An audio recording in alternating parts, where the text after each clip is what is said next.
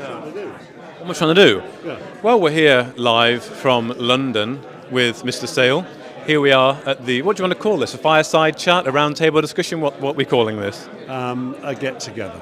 Oh, a get-together, how nice. I mean, it is very intimate here. There's quite a number of people turned up, isn't there? Yeah, I wouldn't use the word intimate, Mark. I know we're standing close, but...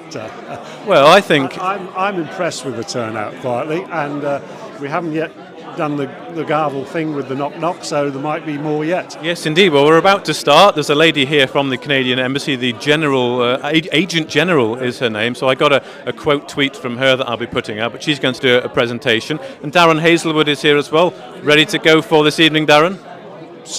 Are you ready to go for this evening? Oh, I am. Really looking forward to it. Sharing the stage with Mark and Ryan's going to be fantastic. It's kind of the first, isn't it, really, in this sort of style? There is a first, because I can't believe that any other time when I've outdressed you.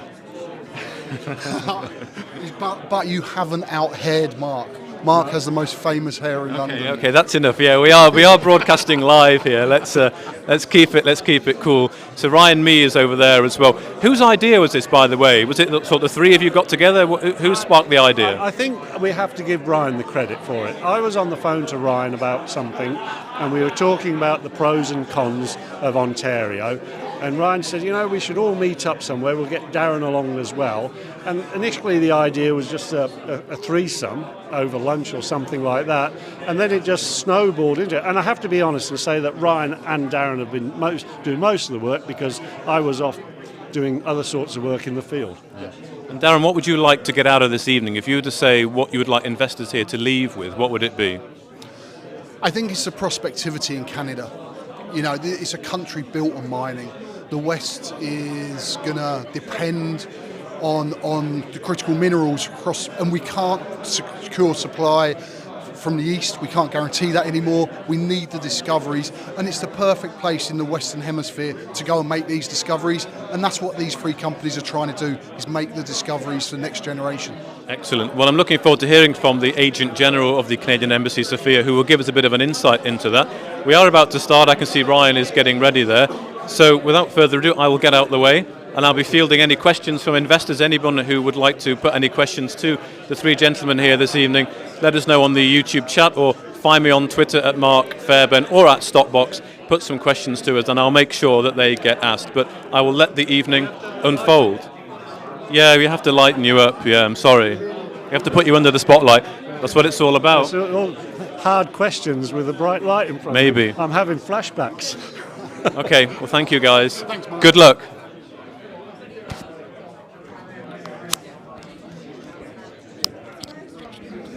There you go. Thank you. Right, everybody. That was a long 60 seconds, wasn't it? Right, tonight in this room, you're amongst friends. You're amongst friends.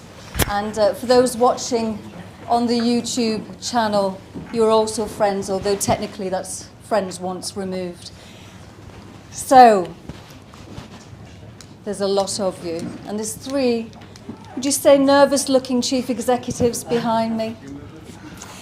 So I was like you, I registered as a punter, so I was going to be sat with you tonight, as did StockBox's Mark Fairbairn, but when our names appeared on the guest list, the organisers of this event decided that they would make us work. So I tell you what, it works both ways, gentlemen. So, yeah, if you can turn off your phone and put it on silent mode, please. Schoolboy error there, Darren. So the organisers are the three chief executives that you can see behind me. So it's three UK-listed companies. They are prospecting in Canada. They are wholeheartedly and steadfastly determined to make the discoveries that will make you some money. So the format is very fluid. I'm just here to be bossy and keep the times. If you've got a question, you don't have to wait to the end. You can just let me know that you want to ask a question. So the organisers, as I said, are the three chief executives. We have got Fulcrum Metals, led by Ryan me. We have got Mark Sale, the Chief Executive of First Class Metals, and Darren Hazelwood is the Chief Executive of Panther Metals PLC. It is a fireside chat tonight. You are amongst friends. Do get involved. And I'm going to start off with a VIP to set the scene for tonight and where our companies are prospecting. I'm delighted to introduce Sophia Arvanitis. She is Ontario's Agent General in London. Every day is a school day. So what is an Agent General? Well, the Agent General in London acts as the Government of Ontario's primary representative here in the United Kingdom. It's a big job providing advice and reporting to the Minister of Economic Development, Job Creation and Trade. Sophia, over to you. Thank you very much, Sarah. Good evening, everyone. I'll stand out of the way of my lovely map. First, I'd like to thank the organizers for inviting me here today to speak to you about mining in Canada and in particular, Ontario, my home province. I'm Ontario's Agent General. I'm based at the High Commission of Canada over at Trafalgar Square. My office focuses on mainly trade and investment and facilitating partnerships in terms of R&D and commercialization. Tonight, I'm also the official spokesperson for Canadian mining. So I've brought some notes for me because my normal evening is solely on Ontario. And just to flag, Ontario is the lovely green province right in the middle there. Looks kind of like a leg with a shoe of some sort. So Canada, as you can see, is vast. We are the second largest country in the world. We've got 5 time zones. That usually blows people's minds. We've got the Atlantic Ocean, the Pacific Ocean, and we reach up to the Arctic Ocean. So we are a global mining powerhouse. We are rich in minerals, metals, and we are a leader in critical minerals, advanced battery manufacturing, and battery storage technology. So across the country, we employ, or at least the mining sector does, over 100,000 Canadians, building the industry that produces more than 60 minerals and metals. In fact, Canada is one of the largest mineral producers. We rank in the top 5 globally for 13 major minerals and metals by production. So first, we are in potash, which you'll find in Saskatchewan, the gray province there. And second, in uranium and niobium. While Saskatchewan mines the uranium, my province processes it, so we get the export check mark in our column. We are third in nickel, cobalt, aluminum, and platinum group metals, and 5th in gold and diamonds. In fact, my province has, I believe, over 25 gold mines across the province. The Toronto Stock Exchange and the TSX Venture Exchange are both located, obviously, in Toronto, my home province of Ontario. And 43 of the world's public mining companies are home there. That's over 1,150 companies, making Canada a leading destination for international mining finance. Nearly 40% of all global mining equity capital raised in the past 5 years came from the TSX and the TSX Venture Exchange. And who's in Canada? Well, 90% of the world's mining companies operate in Canada. So as I mentioned, Ontario is in the heart of North America. We've got an extensive transportation system, 5 international airports, 13 Canada Custom airports, 14 road, 7 rail, and marine border crossings that connect us to the United States of America as well as the globe. In fact, in 1 day's drive from my hometown of Toronto, if you were to ship products from there, you can reach 200 million consumers. That's how fantastic the road network is in North America. So a little bit about Ontario, and thanks to Ryan for making my slides for me.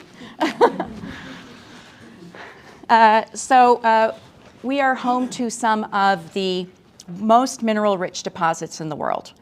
As high-growth sectors and the push for the green economy drive demand for these critical minerals, our province is uniquely positioned to become a global supplier of choice. So first off, these are a number of the benefits for mining in Ontario.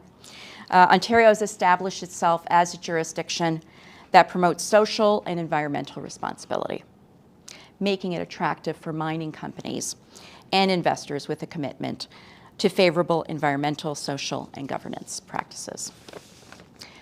Ontario is also the world leading producers of gold, nickel, and platinum group metals. There are actually 35 active mines right now, most of which are located in the north. We have a critical mass of talent. So if you're looking for the right people, Ontario offers a deep talent pool for sourcing mining, energy and infrastructure industry personnel, including managerial and technical staff. You'll also find one of the best mining education clusters in the world to support your company. Now, innovative geoscience information. Now that's a mouthful. The Ontario Geological Survey is the leading provider of reliable, credible, and accessible geoscience data, information, and expert knowledge in Ontario. What does this mean? Well, it means that it helps attract mineral sector investment, guide efficient and effective mineral exploration, and inform government policy priorities. So, how do we support junior exploration companies? There are a number of tax measures, both credits and deductions, and there's also direct funding provided. At the federal level, we've got the Federal Mineral Exploration Tax Credit Program, providing a 15% tax credit to investors in the flow-through shares of mineral exploration companies working in Canada. Ontario has another 5% on top of that for companies exploring in our province. The program allows tax credits and tax deductions for exploration to flow through to investors purchasing the shares. So a $1,000 investment in flow-through shares for exploration in Ontario could cost as little as 375 Canadian dollars, sorry I didn't translate this into pounds, after federal and provincial tax credits and deductions. On top of that, Ontario recognizes the importance that early exploration is key to making promising geological discoveries. So, through the Ontario Junior Exploration Program, junior mining companies can apply for up to $200,000 in funding per project to cover 50% of those eligible costs. Well, we talk about costs all the time. What is a big cost driver? Energy costs. So, what we have in Ontario is the Northern Industrial Electricity Rate Program, which helps Northern Ontario's largest industrial electricity consumers to offset their electricity costs through an electricity rebate program. On top of that, we have reduced and removed certain costs from our industrial energy bills that will help medium and larger industrial commercial employers, resulting in an average of 14% savings on the tax bill. And Ontario's energy grid is green. Over 90% of our electricity comes from non-emitting sources. Half of that comes from the nuclear sector, another quarter from the, Niagara Falls, the hydroelectricity, and then the remainder are through wind and solar. In fact, the world's first all-electric underground mine opened up in Northern Ontario recently. That's a gold mine called Bordern Mine. Also, we help foster Indigenous partnerships. As most producing mines and exploration projects in Canada are located within 100 kilometers of Indigenous communities, we, as a province, promote strong relationships and partnerships between Indigenous communities, industry, and government through initiatives like our Aboriginal Participation Fund. This offers opportunities supporting community capacity to participate in mining exploration and mining development activities. In fact, nearly 15% of the 100,000 Canadians who work at mines or in the mining sector are from the Indigenous communities. We also, as a province, help to build a cutting-edge mining innovation sector. Ontario actively works to bring industry, different levels of government, academic institutions, and researchers and commercialization entities together to build collaborative opportunities and partnerships. So we've helped boast a culture of innovation, and in fact in the North, we've now launched a new and improved Northern Ontario Heritage Fund, and that fund helps bring strong and resilient local economies and build them up by making targeted investments in northern businesses, community organization, and municipalities. Finally, cutting red tape. Who doesn't love cutting red tape? Our government has taken significant steps to cut red tape across all sectors. We also bring clarity to the regulatory framework and improve processes. Specifically for mining, we established the Mining Lands Administration System, which is an easy-to-navigate system for proponents to register and manage mining claims.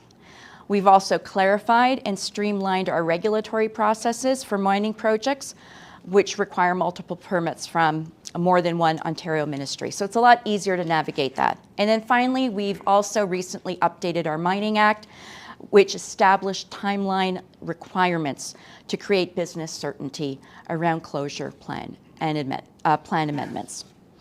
All this to say, Ontario and Canada as a whole is a welcoming jurisdiction for investment into the mining sector. And should you have any questions or require some clarification, my contact information is with the organizers, and they will hand that out after the fulsome talk. Unfortunately, I do have to be at another event down the road, but it has been a pleasure letting you know about my home province, Ontario. Thank you very much, and have yourselves a good evening.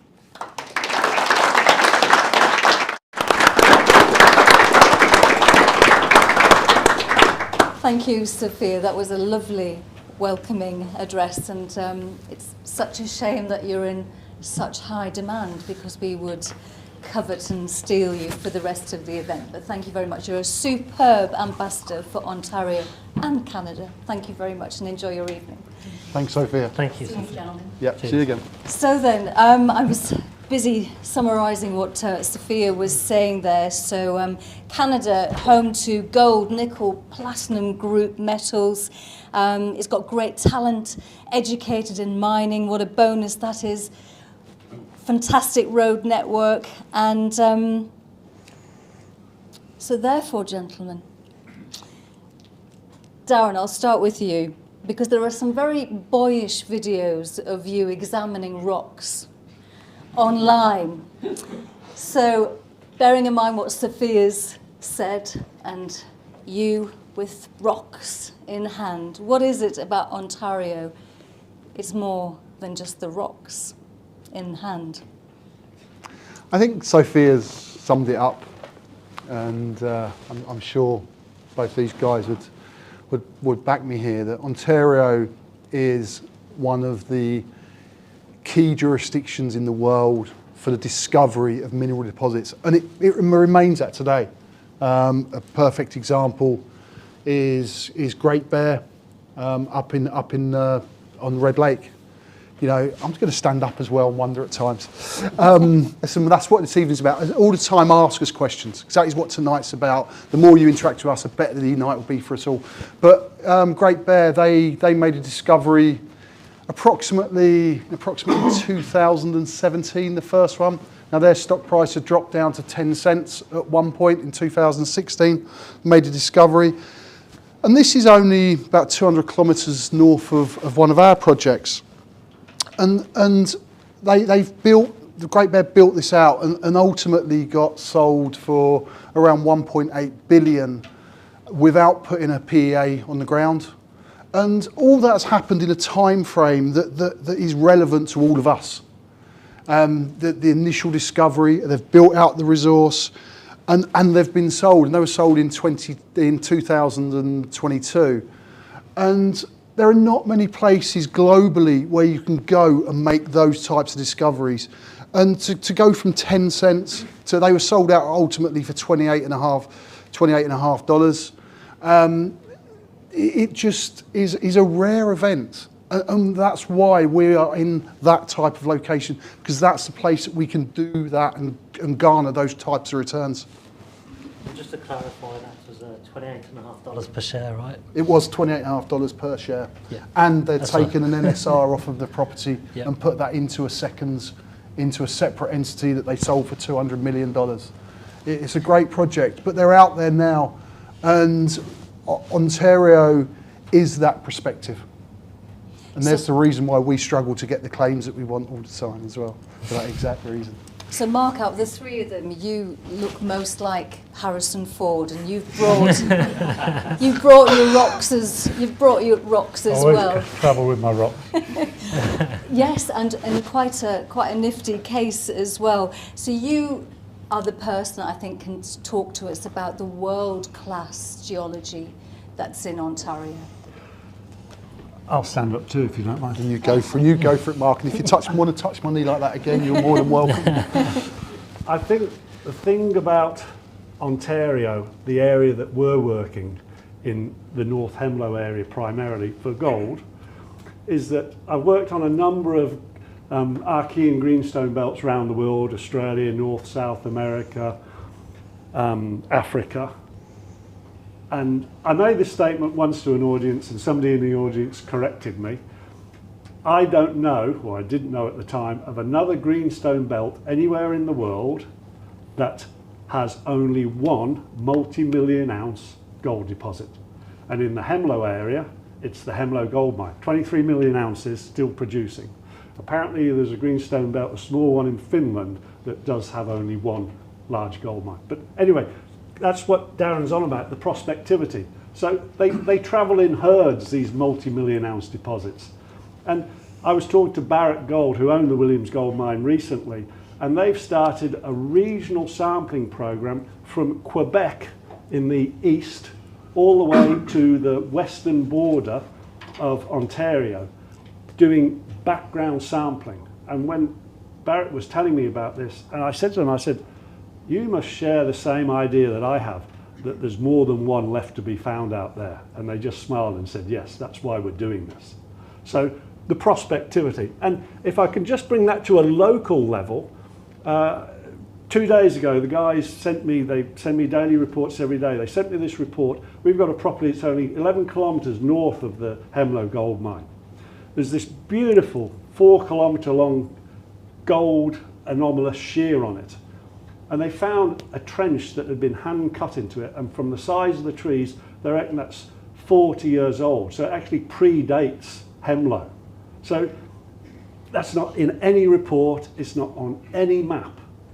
So there's hidden prospectivity even in the information that's not available, let alone the areas that we're going to where possibly have never been sampled before. So yes, if you take the Hemlo area and you sort of amplify that across the whole of Ontario province, the prospectivity is phenomenal. One of the things I'd really like to see is some sort of map that charts the logging with the discovery, because as the loggers move north, they create the roads which allow the prospectors in to do the prospecting. So I'm sure there's a correlation between access, obviously, and logging. But yeah, the bottom line is the prospectivity remains amazing. I've worked all around the world, and I'm really pleased I'm working in Ontario at the moment. And who heard that name drop? Oh, I was talking to Barrick Gold. I was talking to Barrick Gold. So Doesn't everyone? So Ryan, picking up on what Mark said there about talking to Barrick Gold, how familial is it in Ontario? Because Sophia was saying there's 35 active mines, there's probably more. So do you find that, apart from talking to these two, that you can go and talk to the other mining companies?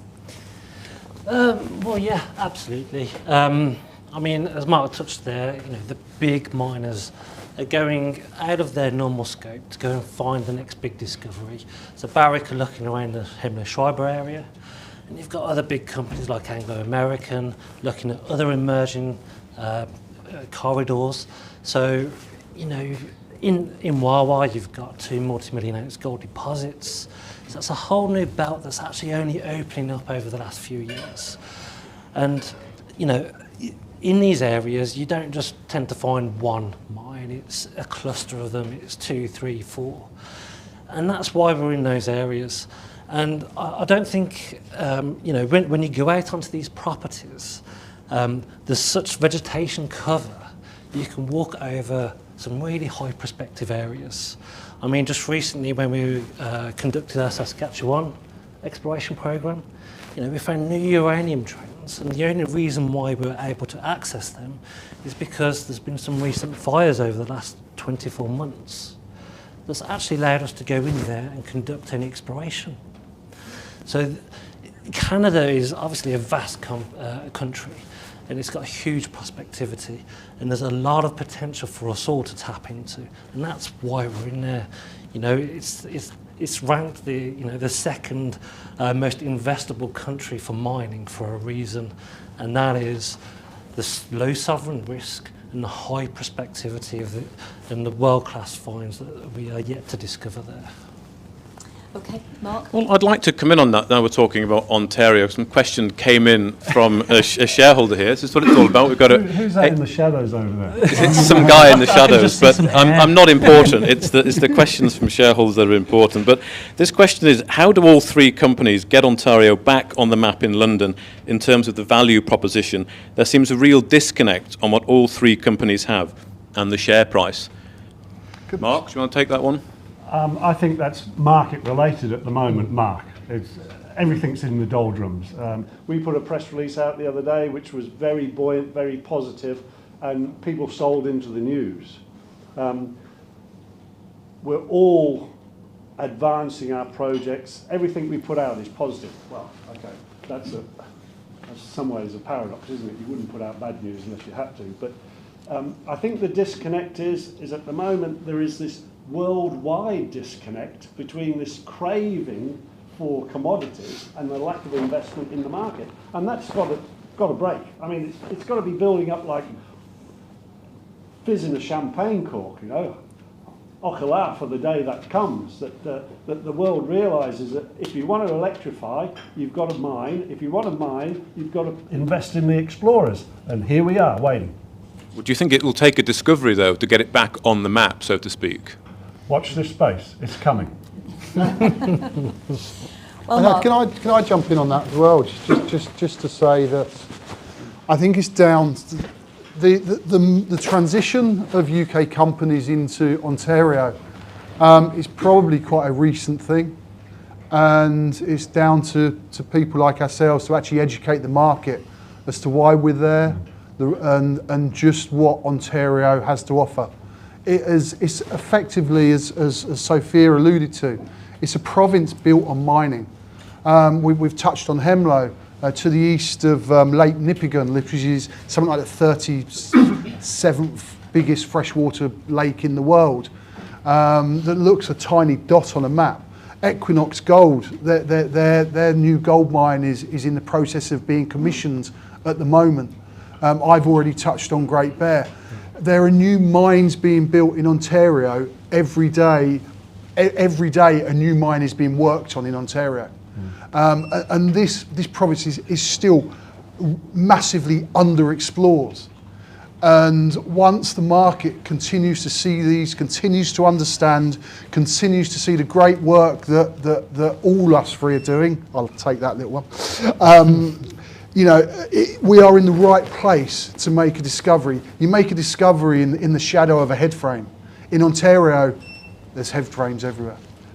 I think I'd add to, if I may, sorry Sarah, I'd add to what Darren's just said, is that I get asked the question, James and I get asked the question quite often, why did you list in London when you were in Canada? And our feeling was, in Canada there's 1,400 junior exploration companies on the various exchanges, whereas the majority of the ones in London are sitting here. So we would have been a very small fish in a very big pond in Canada, whereas in London we have the opportunity to make a difference. Okay, gentleman in the white shirt, if you just talk into the microphone, please. Yeah, hi. Sorry, you took part of the question out of my mouth. I was about to ask, do you not feel that you're at a disadvantage in London compared to the Canadian explorers, especially with flow-through, things like that? If you're a Canadian-listed explorer operating in Ontario, for instance, you have a significantly increased ability to raise cash for exploration. Yes. But there's no reason why we can't apply for flow-through. Oh, because you're operating in Quebec still, in Ontario still. Yeah. Right. Okay. So to give you an idea on that, come up. I fly over to. I wanted to go. It's quite nice, haven't they? I fly to Toronto in the. Keep walking. I fly to Toronto tomorrow to have exactly those conversations. So the situation is that a UK listed, you have to hold your Canadian assets in a Canadian company that a subco that will you then the UK PLC holds 100% of that equity.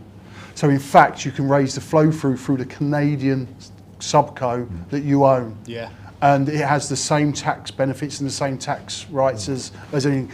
Now, my own personal view is that Ontario offers a lot of value for London, and if we can get that message across to the market about the value that genuinely is there within the sector, then we maybe in the medium term be looking at a premium to what you would maybe get in Canada.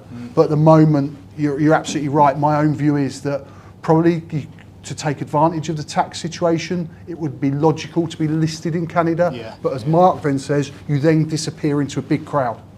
But you do have all of the flow-through funds, all of the buyers and... Yeah, but remember flow-through, one thing about flow-through is it has to be spent on the property.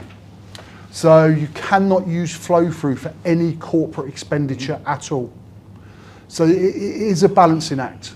And it's time limited. That's right. So for instance, you have to spend the money within 12 months. Now, I know of a project where a company had $5 million to spend last year. They had to spend it by Christmas, or they had to give the flow-through money back.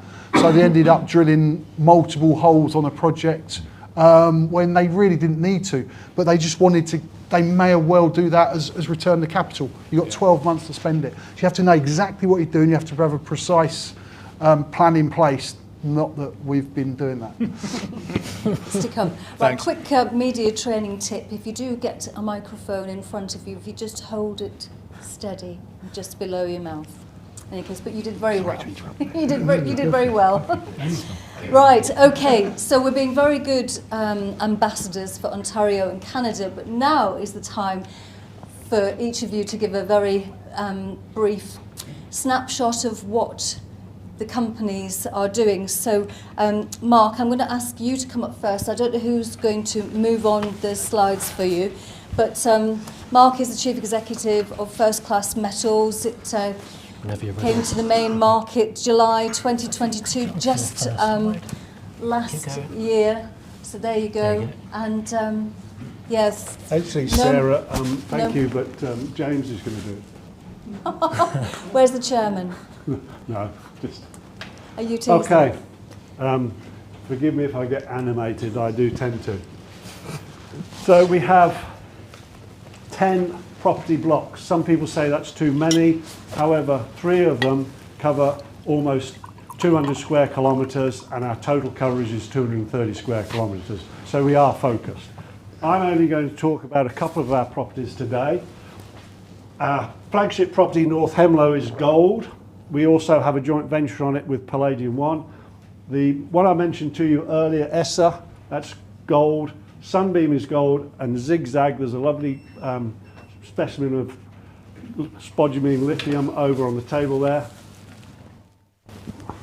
So, North Hemlow, what's important, and Darren, you might want to take note of this, is that there's these sympathetic shears that mimic the Barrack Hemlow mine, 23 million ounces. I just say there's Dr. No, you're not allowed to interrupt. So significantly, this is where our almost 20 gram gold discovery is the highest grade in gold in the North Limb. And what I mentioned earlier on, this 4 kilometre anomalous shear through ESSA and here is the Barrick Gold Mine, and another one of our small properties here, and lo and behold, it goes through that as well. As I mentioned, we've got a joint venture with Palladium 1 on Pesim 2 over there. Some very high grades in nickel copper sulfide. Interestingly, the initial holes they drilled were deep, quite narrow, couple of meters, but double-digit nickel percentages. The latter holes they drilled were shallower, wide up to 20 meters of about 1% nickel. So they're now focusing on trying to join up our West Pickle Lake with their area to the east. Dotted Lake, gold, as I said, 19.6 grams one end, 3 kilometers away, 3 grams. We're tracking in between. A 3 kilometer trend with half-ounce material along it. Zigzag, look at that. These green crystals, and you must go and have a look at the sample over there. These are spodumene crystals, which contain the lithium. Pure spodumene, maybe up to 7-8% lithium. The samples that have been taken historically, as well as the ones that we've been taking, up to 3% lithium on the surface. Limited historic drilling, 50 years ago. I mean, they were really pushing the boat out 50 years ago, drilling for lithium in the middle of nowhere. But they were successful. What's the nearest town? Armstrong, 53 kilometres away. So you know the railway? Yes, not much though, but we are. How far? Oh, sorry, back. Sorry, Oh. I've been there. 20 kilometres? So you can get there with hard ground? Oh yes, yeah.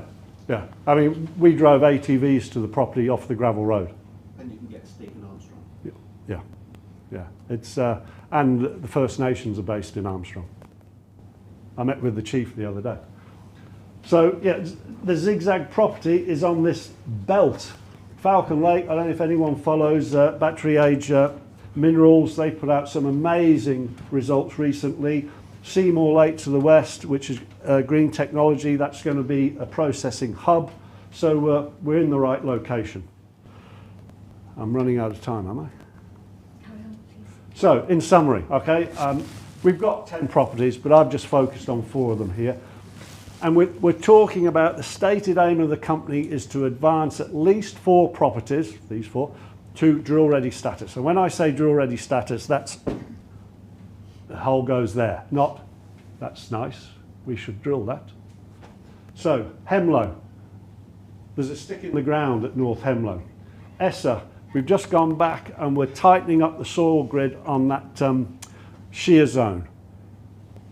It's really looking promising as a big target.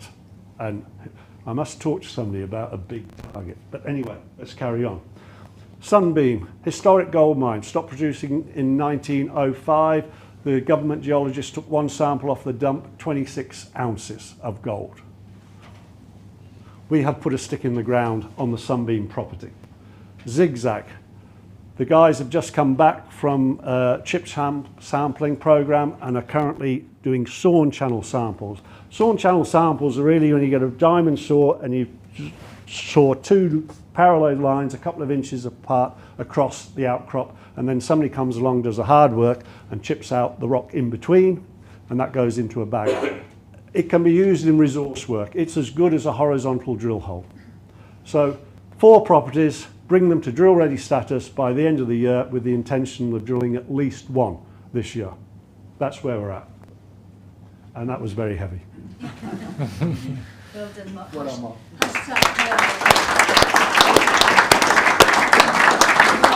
Thank you. Mark, stay there. So you've got a stick in the ground. Do you have to get the chief's blessing before you can do that? What's the etiquette? It's a very good question. To undertake permitted activities in Ontario, you need a permit. And permitted activities are invasive activities such as trenching, stripping and drilling. Stripping is when you take the soil off the ground. We have a permit for Sunbeam. We have a permit for Zigzag, but we are negotiating with the First Nations with an early exploration agreement. I met with the chief, as I said the other day. Everything is going well with that. We have had ongoing discussions with the First Nations for North Hemlo and Essa. The permit is in with the Mines Department, and we are close to agreeing an early exploration agreement with Netmazagami, which is the First Nation of there. So in answer to your question, if we don't have, it's not far away. Very good. And out of your 10 properties, favourite child, which one excites you the most? The one we drill next. Any questions for Mark before he sits down, before we go on to our next? No, not at the moment. Okay, next up, the Valentine's Day listing. Okay, and the main market this year was Fulcrum Metals. Ryan is standing up there. So, Ryan, are you in charge of I've got the remote here.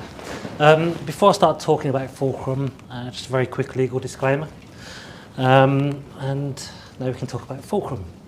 So, hopefully, as we have established so far this evening, that Canada is the perfect place for an exploration company to go out and find discoveries. Our portfolio is really well positioned, mainly focused on gold and also some really interesting projects on uranium. Now, considering the financial volatility and the focus on net zero by almost everywhere worldwide, these two metals have performed better than any other metals year to date. As at the end of August, uranium had increased by 6%, uranium by 20% and gold by 6%, outperformed all the other metals. And as part of that, we've really looked after the structure. We've made sure that people in the business are interested in the business. To that effect, the board owned 30% of the company, and just recently invested £195,000 at a price above the current market price to bring in the Tully Gold projects. Now, we do have a number of projects, so how do we manage this? Now, we have a very clearly defined strategy, and it's focused on 3 key value-generating areas. And this is through explore, discover, and scale. Now, I'm just going to quickly, in a high level, go through where our projects fit within this strategy. So when I talk about explore, I'm talking about highly prospective projects on highly prospective trends. So, as Mark was saying, we can move these through to drill stage ready, or look at other commercial opportunities for that property. Now, we've got 3 such properties in Ontario. So we've got Winston Lake, and I'm going to keep this high level, otherwise I'll be here for quite a while. I've got Winston Lake, which adjoins the historic Winston Lake mine. Now, this is actually reportedly the highest grade zinc mine in the whole of North America. We've got Dove Lake in the Wawa Greenstone Belt. Now, this is an emerging gold corridor with 2 multi-million ounce gold deposits. The second, one is already in production and one is slated for production later this year. We've got the Tashiri Lake project. Now, this is right next to Palladium One's Tyco project. It's a heavily underexplored area, and this is part of their expanding emerging nickel sulfide district, which you heard Mark talk about just now. Now, in Saskatchewan, we've got 2 uranium properties. Now, these are really interesting, and actually I think a bit of a differentiator for us to a lot of early stage exploration companies on the market. We've got some really interesting uranium historic grab samples of up to 6%. And our exploration, first phase exploration over this summer, we found some really interesting new uranium trends, high radioactivity, Gusson zones, shear zones. These are all favourable conditions for us to go out and hopefully find the next high-grade uranium mine. When I talk about discover, that's when we've got a project and we move that through to the drill stage. So our Schreiber Hemlo project currently fits under this criteria, and I'll just have a few words on that project in a moment. When I talk about scale, this is about taking a resource and expanding that through high impact drilling. As I alluded to a little bit earlier, the board invested heavily, £195,000, to bring this project into the company because that gives us the wow factor. Now, I've just pulled up a little map here on the Mineral Endowment of Ontario. Now, you can see that we've got projects along 3 belts here. So this is the Schreiber Hemlo. You've got the Wawa Greenstone Belt, and you've got Timmins. And you can see that our projects are all in very close proximity to regionally significant deposits or regionally significant projects that are under development. So that tells us we're in the right location. Now, I'm going to talk a little bit about the Schreiber-Hemlo property. Now, as you can see from all these mineral occurrences, which are these white circles, there's a lot of them. The problem has been in the past fragmented ownership, fragmented exploration. So what we've done earlier this year is we completed geophysical surveys so that now this whole area here is completely covered. From that survey, we've identified, as represented by these discs, 5 high priority geophysical targets. Now, through this summer, we concentrated our efforts over these group of showings there. And what we've been able to do is knit together the fabric of this area, where we've got high-grade gold in rocks, high-grade gold in soils. We've mapped all the structures, and we've developed a 3-kilometre gold corridor. And further to that, we've got 4 drill-ready targets, but we've got 5 additional drill prospects. Now that's going to need a little bit of work. So we intend to drill this property next year to encompass all of these drill targets. Now I just want to quickly talk about Timmins. I'm not sure how I'm doing on time here, but now the Tully Gold Project is in gold country. It's in Timmins. It's a world-class gold camp. It's produced over 70 million ounces of gold to date. The reason why we really wanted this project, and I've known about this for some time now, so I was really pleased to get it over the line actually. Now, this has a historic resource of just over 100,000 ounces of gold. But when you're looking at deposits, grade is king. And we know that this is averaging across the inferred and indicated at around 6 grams a tonne. So we know that this deposit is economic grade. This is all about size. What we also know is that in 2013, SGX Resources drilled outside of this deposit. And you can see here, all the drill strings here. 10.5 metres at 1.3 grams a tonne, 6.5 metres at 8 grams, 3.2 metres at 5.5 grams. So we know that this deposit expands over to the east. We know that it expands down plunge as well. Try not to get too technical, but this is a highly, the formation of the vein structure in this is almost like a set of ladders, but they're not all cohesive, they're all up a little bit down. So that's what we call discontinuous veins. And this is exactly the setting you see across all of the mines in Timmins. So we feel that this resource estimate actually is really highly constrained by those steps on the ladder, and that is the high-grade main veins. And we know from the historic data that we have, we've got cross-cutting subset veins which carry gold. So our job here is to drill. We intend to do that as soon as the colder winter conditions allow us to later this year.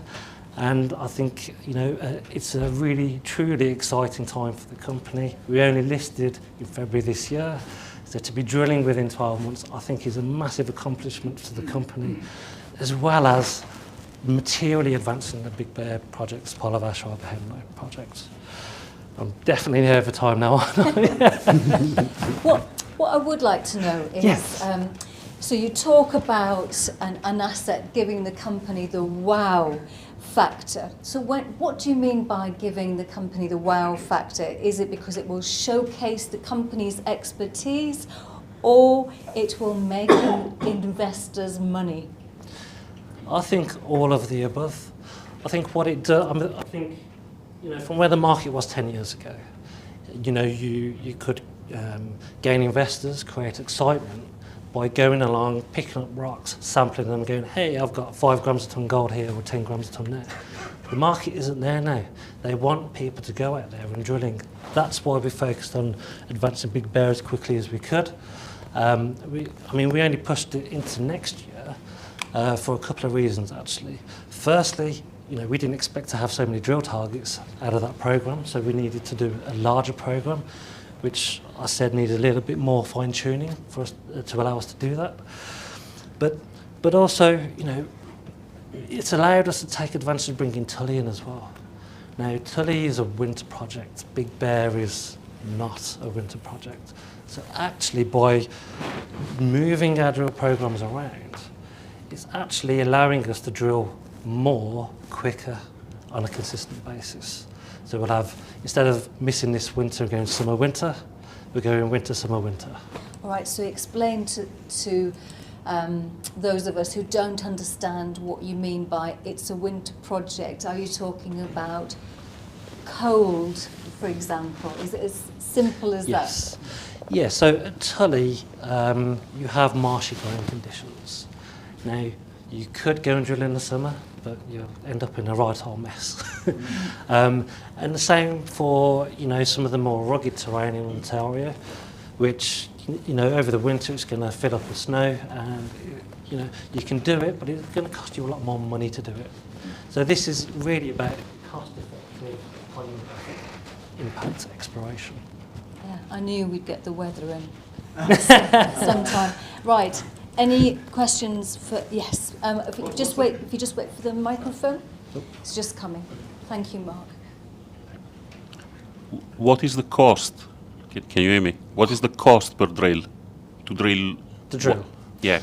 Okay, so it ranges a lot. I mean, Tully, you know, we've got, fortunately, actually I didn't touch on this earlier, with Tully we've got an underground mine going into operation just 2 kilometres north of us called Bradshaw Mine. So actually we've got infrastructure really close. It's flat lying, so we've got road access. It just needs a little bit of flattening some trees during the winter so we can get in there. So that's really low cost. I think the pure drilling cost is something like $80 a metre, but when you factor everything else in, you know, all your labour costs and sampling, etc., you're looking somewhere around $250 a metre. Is that diamond drilling? Yes, I think so. I'd have to, but I think this is diamond drilling from when I looked at the plans. As you get into more rugged terrain, obviously the costs escalate. So, you know, I think in some of the most remote places where you need helicopter support, I think you're probably looking at around $500 a metre. Yes, so if you project, please. Yes, as a retail investor and having invested in different mining companies, oil and gas also, I have one question basically as an investor, Sure. okay? And from experience.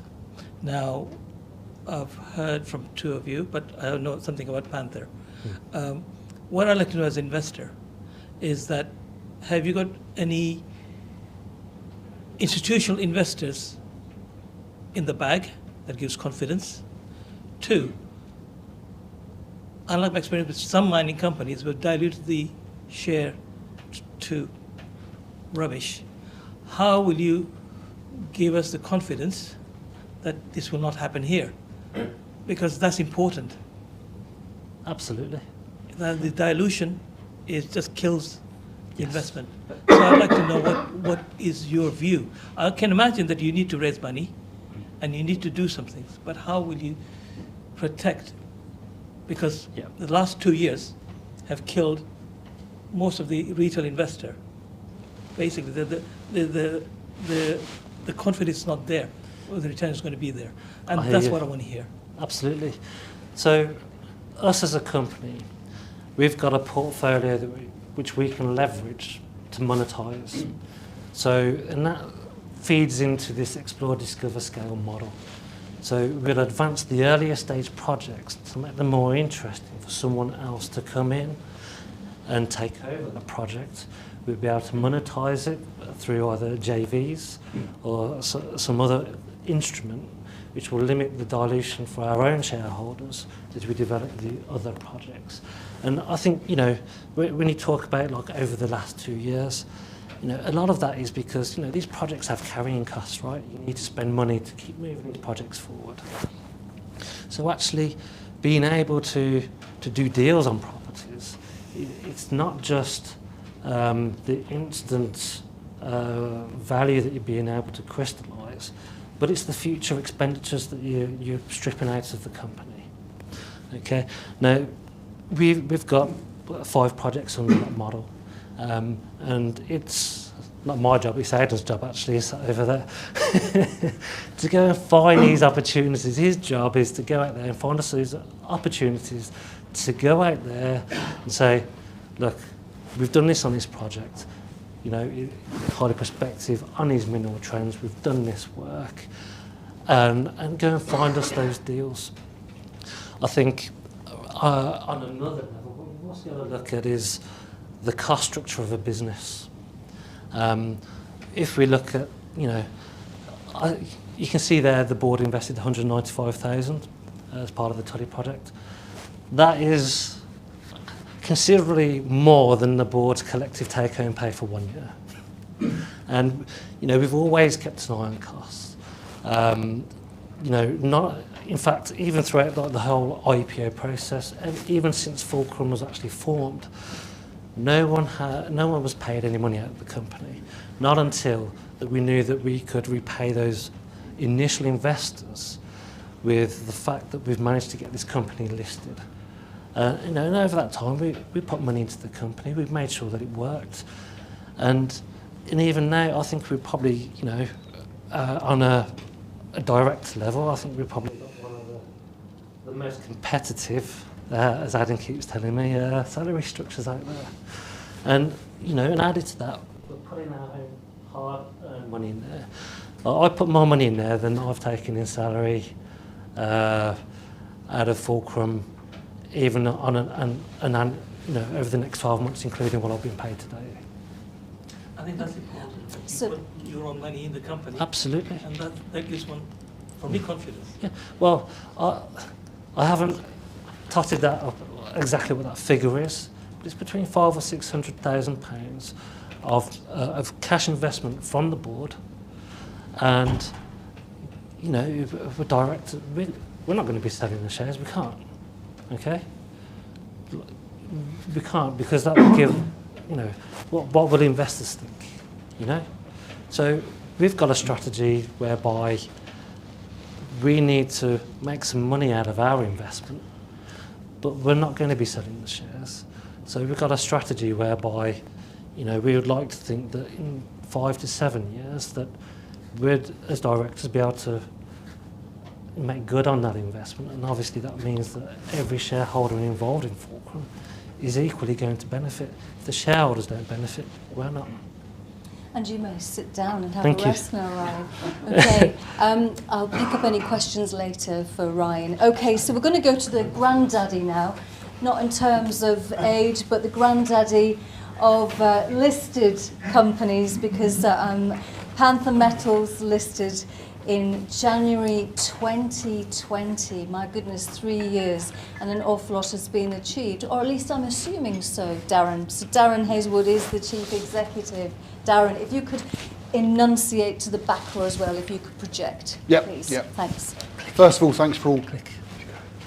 No, I preferred your project. Go back a couple. First of all, thanks everyone for coming tonight. Yeah. First of all, it's much appreciated. And I think what you're seeing here is 3 companies in London that are going for discoveries. The only way you make those discoveries is by drilling. And all these companies are either working towards or in the process of drilling. And then it's the drill bit that will give you the returns that you should be looking for. The gentleman in front mentions about dilution. It's an inevitable part of the exploration sector, but done right and managed, you can get returns that effectively cannot get anywhere else in the world. But you do need that achieved with a drill bit. You can scratch around on surface all day long, as Ryan said, and that would get you results. Years ago, the market's improved in terms of its understanding, and that means now that you have to have a different focus. But these companies are in the right place, and so are we. I'll run you through Panther. I'm actually going to go to this one and then hopefully go back. So this is a Dotted Lake project. We've got 3 projects. They're all in Ontario. Dotted Lake would be our smallest in terms of ground. I would say this, that I'm going to show you during this very short presentation, that we've got one of the most prospective early stage exploration portfolios in Canada, and I would argue possibly in the globe. And I'll show you why in a sec. There are reasons behind that. Dotted Lake, to the south, we've got Mark working here. Mark's trend on Hemlow North feeds into Dotted Lake. So we're looking forward to Mark drilling because we get a free look over the fence to see what that trend contains, and that can be transformational to us as well as to first class. So good luck getting those permits, and looking forward to doing that. Our main focus as a company is this area. This is Palladium 1. They've got a joint venture this year with, well, they're not a joint venture, but Glencore bought 10% of Palladium 1 based on Tyco. Tyco runs for approximately 20 kilometres, which of course Mark has actually got a joint venture up here on West Pickle Lake, Mark? Yes. Yeah, and that's how close Dotted Lake are. Now, what Neil at Palladium 1 did, he created his own exploration model for this area, and it's proved extraordinarily successful, and that's why Glencore have now bought into that company. The reason that that's significant to us is because Neil's exploration model was based on high-grade soil sampling. And if you hit high-grade soil sampling, absolutely religiously, he then just drilled. He didn't do any more work, he drilled. And he's got extraordinary results. He's hit time and time again, as I'm sure Mark would confirm with you. Now let's just see if I can go backwards on this. I can't, I can now. So, if you look here, this Smoke Lake, West Pickle, the Ember Zone, these are all zones that Palladium 1 hit. Now there you can see, these are all PPMs. Nickel 565, it's top out, blah, blah, blah. Now, Dotted Lake along this zone, this has never been drilled. It's highly it's over there. It's highly anomalous. This is a H2B zone, it's never been drilled. We've been out there this year. We wanted to go out there this year to find nothing. And the reason is that Canada's well picked over. And that's why I say that the drill bit is absolutely key to discoveries now. We wanted to go there to find nothing because we know that this area would have been picked over. If we'd gone there this year and we'd found something, it means that somebody's already tested it. They've already proved it one way or the other. And we found nothing. So that confirms all of our historic data. And it also, but we end up still with these huge soil anomalies that when you compare them directly, correlate them directly to Palladium 1 and their Glencore discovery, they supersede in every single category. Neil would love to get his hands on this. Not at this stage, Neil, but thank you very much. I'll next move on to Manitou Lakes. Manitou Lakes is a gold property. It's about 4 hours to the west of Thunder Bay. Thunder Bay is the biggest port on Lake Ontario. And it's also a really good base. We all fly in there, I think, including yourself, Ryan, into Thunder Bay. So if you see here, this is the Manitou Lakes project. We've actually had some really good results today. Oh, from Dynasty, they're on here. They've just announced over 100 metres at over a gram a tonne gold, over 50 metres at 3.14 grams a tonne gold. That was just today. Dryden Gold, they acquired their project, which is in the orange. They acquired this project for $7 million whilst we were in negotiations with the vendor on the Manitou project. I was absolutely convinced the vendor would say no. Our deal was for $11,000 up front. Now you cannot stake anywhere in here. It's gone. It's gone forever. We did the deal. The vendor was a man. He stayed in his word, and we did that deal. Dryden Gold are due to list within the next month. Their market cap for that property is circa 16 to 20 million Canadian dollars. They're raising 3 million to 6 million Canadian dollars in that raise, in that listing. To give you some kind of comparison, our valuation today as a company, as a whole, as an entity on its own, is around £5 million. I'm showing you extraordinary value in that single entity. but the jewel in our crown as a company. Oh, and just to touch on, I could drill this tomorrow. We could drill the Glass Reef mine. Our vending partner, he's desperate to drill it. We're desperate to drill it, but we've got to make sure that the market's right and that I'm not killing our shareholders, as you touched on. And if you look at our history, you'll see that we have not got a history of diluting our shareholders to death. Yes, we need to fund. Yes, we need to raise. We're looking at this over the medium term. We've got options. We're looking outside of the normal to fund that. Hence why my understanding of flow-through. Flow-through's done at a premium, 25% above market price. We would consider any type of options to keep our share count to a minimum. Why is that? Because this market's going to go, and it's going to go massive. And I think we'll discuss that in other questions later. But I'm going to go finally to our jewel in the crown. This project is called a bonga. So the reality is on a bonga that this is a major's dream. If you see these trends here, Wishbone, McKenna, I named that trend after the current Ipswich town manager, just thought I'd point that out. Then we've got North of Bonga, Tarka and Survey. Now in total, to give you some idea, you've got 32 kilometres of trends. All they show in there is VMS potential. We've discovered Panther Metals that this is Canada's next developing VMS camp. Prior to our work on Abonga over the last 2 years, it was never confirmed. BHP worked there in the early 90s, you had Dome in the 70s. Everybody in Canada knows this project, or this area, this greenstone belt. It's a greenstone belt, by the way. You have a park that runs around the edges. So juniors wouldn't go there. Majors wouldn't go there because there's been no discoveries. We all know that majors stepped away from exploration in a huge way, and they just basically bought out the juniors. So it was a chicken and egg scenario. We did a deal with a very highly respected local geologist, and as part of that deal, we basically staked the whole greenstone belt. We've got about 90% of this greenstone belt. Wishbone is a VMS.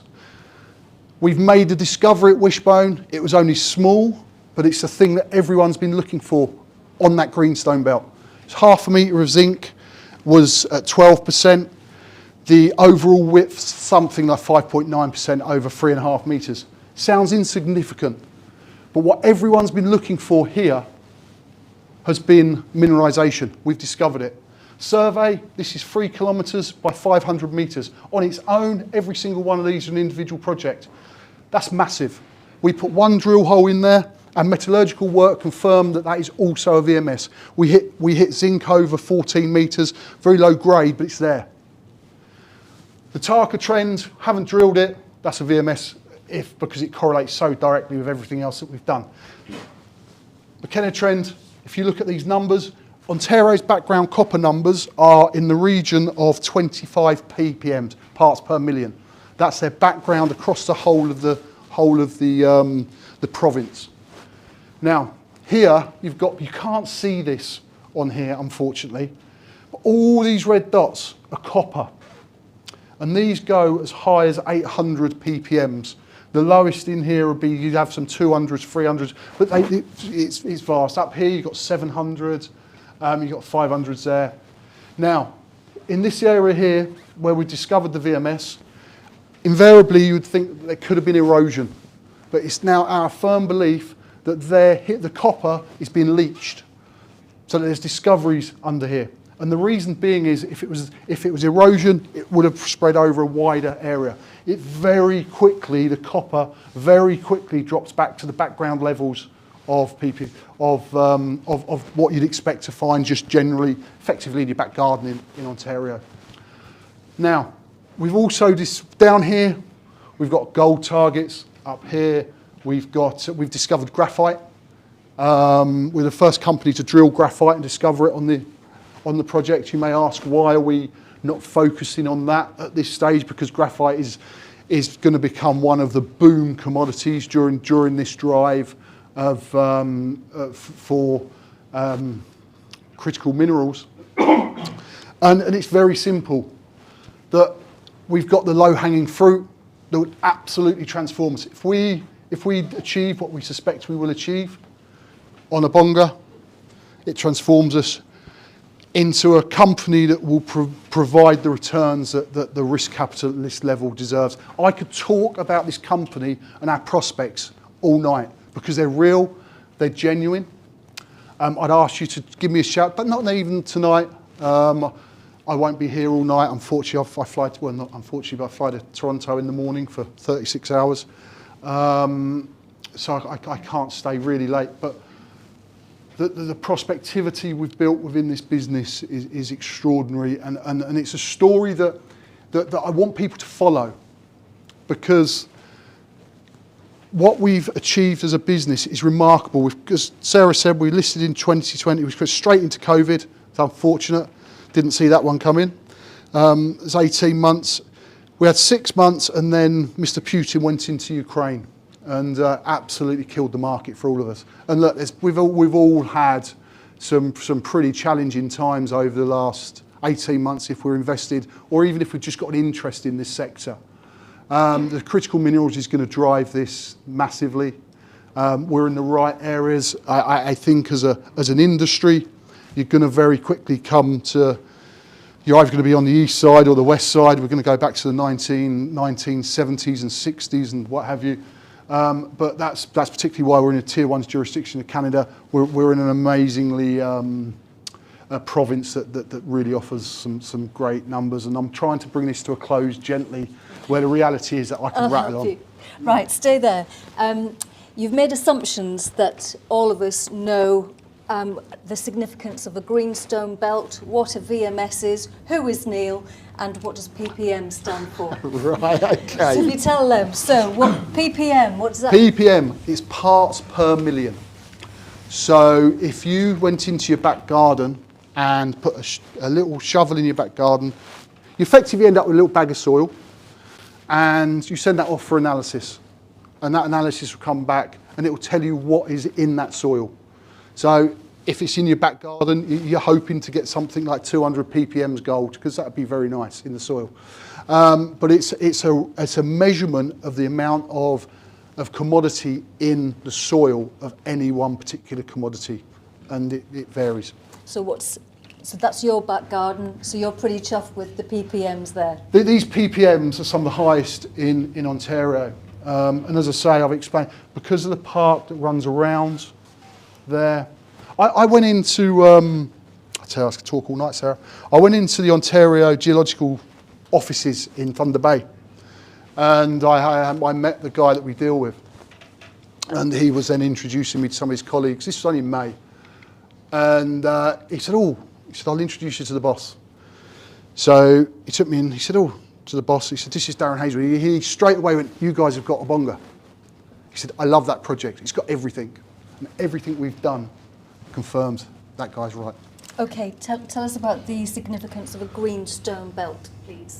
It's greenstone belt, some of the oldest rocks in the world. Archean greenstone belts are up to 2.7 billion years old. The realities are, what they are is rock, and Mark would be a better man to explain, but they're rocks that they've been beaten up and they've got a certain colour to them, but they're also some of the most prospective rocks that you'll find globally. I did know the numbers of greenstone belt and their returns, but because they've been so mixed up, where you get your ore deposits form is where you get breaks in the rock. Do you know, like in your house, you get a storm and something comes through you, water comes through your roof, you don't know exactly where it is. Effectively, reverse that process for ore coming up from the Earth's crust, and it's finding the cracks in the rocks. Because these have been kicked about for so long, there's so many fractures in them. The geologists call them structures. There's so many, and that's where your ore deposits effectively form. Okay, who is Neil? Was that okay, Mark, by the way? Yeah. Good man. Who is Neil? Oh, sorry, Neil Pettigrew. He's the director, what's he, director of geology? He runs... CEO of Palladium One. Yeah, CEO of Palladium One. Neil Pettigrew is his name. Okay, Very nice man, very clever so guy. you've mentioned him many times, so is he coveting what Panther Metals has got? Yeah, what else you got in there? Right, okay. And Darren, that was your Barrack moment. As is a BHP moment, Mark. okay. I can't tell that. And finally, a VMS, because most of you have got VMSs and referenced them, but we haven't explained to the audience what they are. So they're volcanic massive sulfide is their name. They're a polymetallic deposit, and they generally consist of lead, zinc, copper, silver. Some of them consist of gold, but it's generally one of the lowest forms. The way, basically, I'm going to see if I can show you this. Hold that for us, sir. Do you mind? Thank you, my dear. So basically, they form in almost in a cone shape, and they end up looking like a mushroom on top. And what's happening there is they're a hydrothermal system. Now, what does that mean? Basically means that the commodity has been carried by water. They form on the ocean floor, and you have a heat source. What would you call a heat source, Mark? I think for black smoker. Yeah. It's a black smoke. It's a heat source. Yeah, so a geothermal source. And if you imagine, we're going to use this. So this is the ocean floor. This is now the ocean, and this is your heat source. Now you get lots of cracks in the rock. As the water from the sea seeps through the rock, it seeps through, but it picks up the commodities as it seeps through. And eventually the water gets into the heat source. And that water's leached out the commodities in the surrounding rocks. Then you get an event which becomes a black smoker, because the fluid superheats, and then it shoots up and eventually hits the sea floor, and it creates what we call a black smoker. Now that steam is carrying the commodities, the zinc, the copper, the lead, and as it hits the ocean floor, it's very cold. But so commodities, what they call, drop out, and effectively the hydrothermal fluid or the steam is depositing little tiny amounts of this leached material that's gone in there, and that forms your deposit. I could go into more detail, but to be honest, you'd be asleep. Okay, so just make that VMS again for us. I wish I could make a VMS that easy, to be honest. Okay. Right, who thinks Darren's passed his audition for children's television then?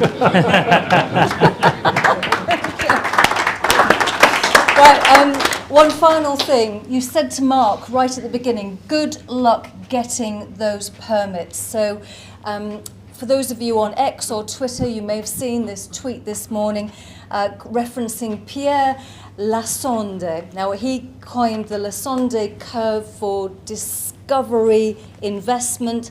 He warns that the phase of feasibility and development is turning into a killing field for small juniors due to agonizingly long permitting waits. He says the juniors will be fireflies. They will have a discovery and they will disappear. So taking that into consideration, putting it into the context of Ontario, are there agonizingly long permitting waits, Mark? They are quite long in cases. I wouldn't call them agonizing.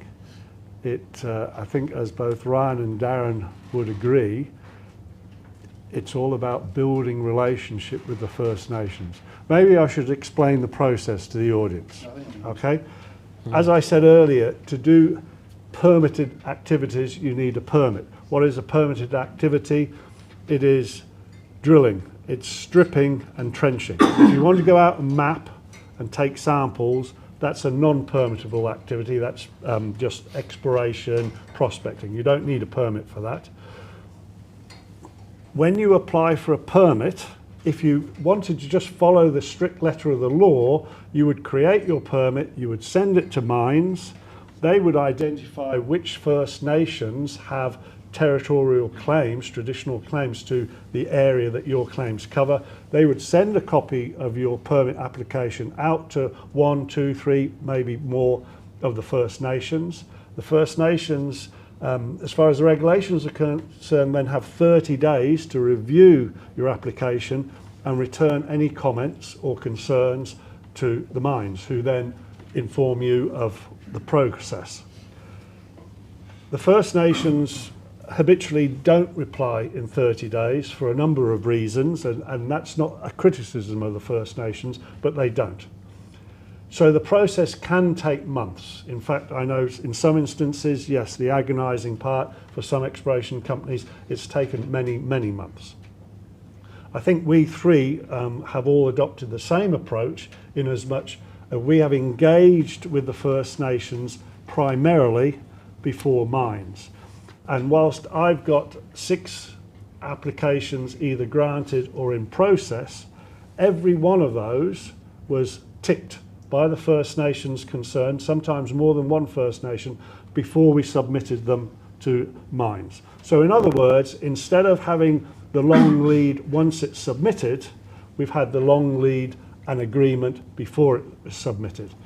That pays us off in a couple of ways. One is that you've established this rapport, this relationship with the First Nations, as opposed to we've just received this permit application from First Class Metals. Anyone know who they are?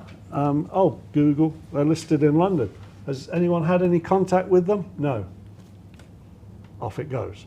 So you take the long lead in establishing the rapport, the relationship with the First Nations. So I wouldn't say it's a rubber stamping process once it enters into the bureaucracy, but it's a lot easier.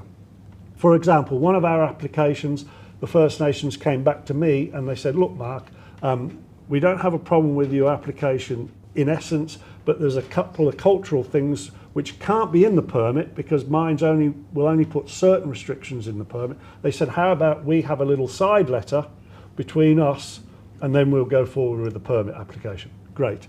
That wouldn't happen if you hadn't established the rapport, the relationship with the First Nations first. They would have just gone back to mine and said, we have an issue with this. So yes, it is taking time, but that time can be mitigated by establishing the relationships with the First Nations. Relationship forming. Right, Mark, this. If you just. I'll just make an observation. Yeah. We'll just wait for the microphone so that everyone can hear, because we've got people on YouTube watching and listening. Hi, I have a company in Ontario. We've been in business a lot longer than any of the three of you. We do business a little the other side of the lake. We've got long-standing relationships with the Indian communities, and there are occasionally small issues, yeah, but by and large our permitting goes through without any problems. I have friends who are also in business in BC, and it's virtually impossible to get permitting now in under 9 months in BC. It's just horrific. BC is becoming increasingly hard, so I hear. I mean, we don't have any ground in BC, but certainly in the industry I hear it's hard, and the Yukon is quite tough too. The only place we have a problem in Ontario is there are significant challenges about getting any permitting at all in the Ring of Fire. But that is 2.5 hours north, so it's in a plane, so it's not an issue. Yeah. I'm sure Kate Kempton could help you. Yeah. I think it's worth pointing out on permitting as well that it's global. The world's changed, and as an industry, I think everybody recognises that, and as an investor base, investors also need to recognise that you're in an environment and you're working in an environment now where, frankly, people care, and I think that's a good thing. Does it delay things sometimes? Yes, it does. But the world has moved on, and I think it's moved on for the right reasons. Have the same issues in Australia, same issues in South America. it's just global, and it's because people are now asking questions, and that's got to be a good thing, right? Gentleman with the microphone. Yeah, this question's for you, Darren, but it might be applicable to all of you. On your gold, one of your gold projects, you mentioned it was vended. Sorry, what? You mentioned you had a vendor. A vendor? Yeah. Ah, right, yeah. So are any of them wholly owned, or are they in option agreements already? Do you have spend commitments with vendors and whatnot, or how does that work? Yeah, so on our properties, we've got 3. Dotted Lake is 100% owned by us today. The other 2 are option properties. The reason you option a property is basically you can have a look and then you can decide if you want it. Yes, you're spending the money to find out if you want to have a look, but it really keeps the costs very low.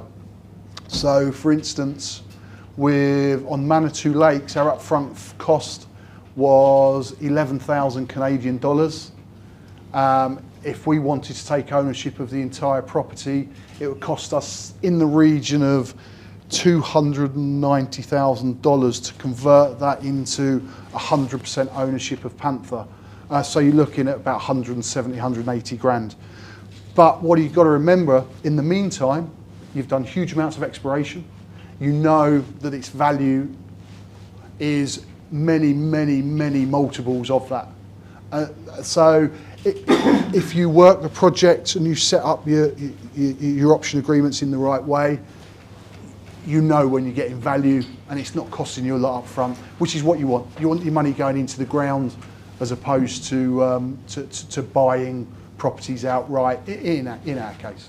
Have they got spend commitments and royalties on them as part of the option? But there's almost no property in Canada now that doesn't have an NSR. For instance, I'll drop this in there. We own 20% of Fulcrum as a business, and we've got a 2% NSR on the Big Bear project, which is the one that Ryan touched on. But it's very, very difficult to pick up anything in Canada without an NSR. It's just the whole country has an NSR against it in some form or the other. Darren, NSR for those. Oh, sorry, net smelter royalty. And it's basically a return on once it goes into production, you get a percentage of what's produced. And there's markets in it, people trade in them. Mm. While you're on your feet, Darren, I have a question that came in on Twitter. It's obviously from a shareholder who's been a holder for a little while, because the question is, you've spent 2 years promising results. The share price has fallen from 15p to circa 4p on the back of poor drilling results. Dotted Lake was gold, now it's nickel. When will this be drilled? Is that my troll, Mr. Chilton? I think it might be. First of all, we announced drill results in February of this year, so how can it be 2 years? And regarding the share price performance has been shocking, but so has the market. And also we've had an overhang in the market, which has affected us, and an overhang into an illiquid market is always a challenge. Fortunately, that overhang has cleared, and that has seen us just rebound off of our bottom levels. I understand shareholders' concern, but what I can tell this room is we raised money at the start of August last year. We've got 92,800,000 shares outstanding. I haven't issued a single share since then. So we've gone over, you're pushing 14 months soon, because I wouldn't feed this bear market. It has meant that our news flow has been constrained. It has impacted on what the business has done in terms of work on the ground. But this market's now turning, and we've seen the early signs in early August. And as a corporate, investors will point the finger at corporates. But what investors have got to do is work out the ones that are looking to do the real work. They're not looking to, to play 18 holes of golf every 3 days. But the market suffered. But the brokers have suffered. The service providers have suffered. The corporates have suffered. The investors have suffered dreadfully. And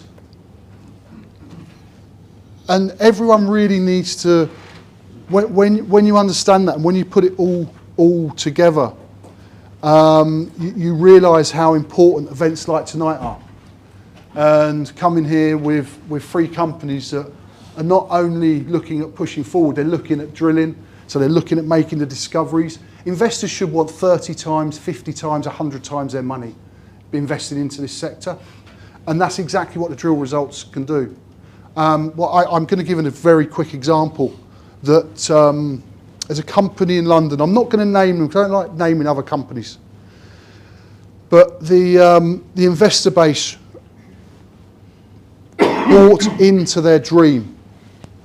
They were working on a highly prospective target that has got and has produced many mines somewhere in the world. And their targeting was very good. The investor base bought into their targeting. The investor base funded their targeting. They drilled the targets and it wasn't there. Shit happens. But if everything they'd done was correct, do not go after that company, because that, if they would hit, that company would have gone up 30, 50 times. They drilled them, the thesis was spot on, but the ore wasn't there. Now, across the globe, we've seen all the low-hanging fruit has been picked up. It's gone. So you have to drill, and you have to support the companies that are drilling. If you're not drilling, you're not going to do it. Will you be drilling then? Talking about getting down to business, doing the business, will you be getting that drill bit in the ground? I'll be drilling Manitou. We've got drill permits in place on Manitou. We will be drilling Manitou. I'm not going to put a timeline on that because I was nearly drilling now, but the cost of capital was too high, so I binned it off. But as the market grows, the market understands this business more, that's going to increase our opportunities, and we will drill. I could drill tomorrow at Manitou. Now, at Bonga, we have a lot of drill permits in place, but we want more. And that's not through greed, it's through the work we've done. So we're in the process of getting an exploration agreement done with the local First Nations. We won't be going on a Bonga until we get that in place, because that means that the First Nations are getting something from us in the work that we're doing, and we also know that we can get on and should we make the discovery that we think we'll make, we can get on and do it. At Dotted Lake, we've got drill permits in, and I'll shut up. Yeah, I was going to say, Darren, Toronto is waiting for you. Why are you going to Toronto? Is that to meet Neil? No. No, just wondered. Yeah, and then we must get Mark and Ryan back into the conversation. Yeah. Sure. Yeah, sorry. You talk a lot about drilling and the need to drill, which I fully agree with, and the need for discovery. What is your aim? What do you class as a discovery or a significant intercept that will excite the market and move your company forward? Because no one's put any numbers on it. What size are you looking for? What grade of nickel are you looking for over, say, how many metres? What was your aim over the next drill programme? Yeah, to all three of you, but very quick answers, please, because we're overrunning now. It's too broad a spectrum, that. Yeah. It's just too broad. You know, I can say to you, I want 50 metres at 60 grams a tonne gold. It's not. You should know what will excite the market and what. Oh, we know what will excite the market, but you know, it's almost too broad. I'm not dodging it. As far as drilling is concerned, what's exciting is when you get drill results that you want to go back and do some more drilling. That's the acid test. You've drilled it, the results come in, they're good, we're going back. You're not umming and ahhing. And as Darren says, the question's too broad, because one hole, 50 metres at 10 grams and nothing around it, it's an exciting hole, but it's never going to be a deposit. No. Chaps, just to maybe rephrase the question, at what point would you walk away from these targets then? So what is it? Because you could spend as much money as you want exploring, drilling, defining these ideas, but there's going to be a point where I go, right, I've spent too much, what is that? Exploration is like a conveyor belt. You put the project or the property on it. It goes along from a prospect towards a project. A project, in my definition, is a prospect that you've drilled more than once. And as it goes along that conveyor belt, you assess it, you appraise it. And when it gets to the end of that exploration conveyor belt, you either put it in the bin, you joint venture it out because it's not for you, or you put it on the development conveyor belt and it goes on through more drilling, hopefully to a maiden resource. And then you have to start putting them back at the beginning again as you go through them. A classic exploration phrase, do not fall in love with a project. You appraise it, assess it, and then decide what you're going to do with it. But Ryan, it sounds as though the uranium trails you are in love with. So I think what the gentleman in the white shirt is wanting to know is, ideally, what is it that you want to find? So you're very excited about these uranium trails. So what is it you want to find? Well, I'm excited because the projects are in Saskatchewan, premier location for uranium high-grade deposits. And, you know, we don't want to go and develop a mine. We want someone else to go and do it for us. So, you know, the first step that you need to do is to go and develop these trends. You need to go and find that there's favourable conditions there. And, you know, uranium has almost become a central focal point in this net zero ambition which has been demonstrated on a global scale. And so that affects, you know, Darren touched on Ontario, on how difficult it is to actually acquire highly prospective ground in Ontario. It's absolutely no different in Saskatchewan. Anything with any merit is taken up quickly. I've seen some deals go through where there's literally no exploration that's been undertaken at all. That's the scale of the interest in uranium exploration in Saskatchewan. So my excitement about finding uranium trends is about how we can build value from that in the business to fund other activities for us. And kind of coming back to this gentleman's point earlier, it's about trying to minimise dilution going forward. Okay, so we are overrunning. You will be able to grab these guys informally after I bring this event to a close. But the three of you, so you've heard what investor concerns are.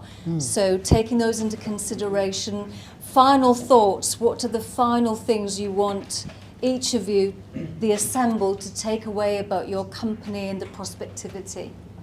Well, firstly, and I haven't said it so far, I really appreciate everybody coming here today. I think the fact that we've got three, you know, pre-discovery companies sat up top in front of you with such a strong audience, I think that actually demonstrates a little bit, building on what Darren said earlier, is I think we are at the turn of the market here. Now is the time to get positioned in minerals, metals, in companies like Fulcrum, First Class and Panther, who are genuine exploration companies with genuine projects and genuine aspirations to go out, drill and make discoveries. And I think that needs to be a clear differentiator between some of those exploration companies of the past where they haven't been doing this. Mark. I think the takeaway point about First Class Metals is, and a combination of some of the questions that we've been asked this evening, is that we have 6 drill permit applications either in process or granted. The stated aim of the company is to bring 4 of our projects, the key 4 projects, to drill ready status by the end of this year, and also to have drilled at least one of those by the end of the year. And we currently have the funding to do one of those projects, so therefore the dilution isn't an aspect at this stage. So yes, I agree with what Darren says. Drilling is what it's all about. And another question, another gentleman asked, what's going to move the share price? Drilling. And we're set to drill. Darren. Long pause for effect. No, I think, look, the aim of Panther is to make money. It's to make money for investors. I'm an investor, and it's that simple. The difference is now that we have got such a strong asset base that I'm supremely confident we are going to make money. Very good. And see this work of art? Who wants it? It's going to be worth a fortune. This VMS system. So Ryan, Mark, Darren, Mark Fairbairn from StockBox, and everyone else behind the scenes. This has been several months in the making. Thank you very much for turning up. You're all very enlightened. And yeah, there's refreshments. Grab these guys before they go back to Canada, because they are frequently on location. And I would just add, I've got my rocks in the corner. Actually, to be honest, that's one it's worth having a look at. Can I just, on behalf of all of us here, Sarah has been key in putting tonight together. She will deflect to her heart's content. The reality is that Sarah has been amazingly helpful. She's been a bit of a mum in her group. And the last comment would be, I discovered something about James Knowles, who's sitting at the back there yesterday. I can't mention it in public. But you'll tell everyone in private. Yes, but I'll let you ask James about it. He's got an expertise in another area.